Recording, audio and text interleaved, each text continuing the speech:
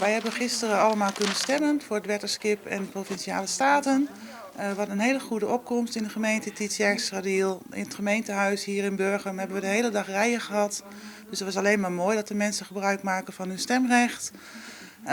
Gisteravond kwamen de voorzitters van onze 22 stembureaus en die hebben alle spullen weer gebracht. Hebben heel lang moeten tellen, omdat de opkomst veel hoger was dan verwacht. En het was een dubbele verkiezing, dus er zat aardig wat werk in de procesverbalen.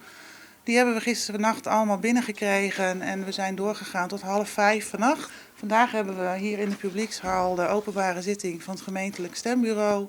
En wij doen hertellingen en controles van de procesverbalen van gisteren. In de publiekshal zit een team die zijn aan het hertellen van een aantal procesverbalen waar onverklaarbare verschillen in zitten. En we hopen aan het eind van de middag de uitslagen zover klaar te hebben dat we ze kunnen uploaden. Dat iedereen het ook kan zien op de website. En dan houdt het voor ons eerst op. Morgen brengen we de procesverbalen naar Leeuwarden. En dan is de taak voor de gemeente eigenlijk voor eerst klaar. Dan gaat het Centraal Stembureau naar alle procesverbalen kijken. En mochten er nog rare dingen uitkomen, dan kunnen ze ons nog weer gelasten om toch nog weer een bepaald stembureau te controleren.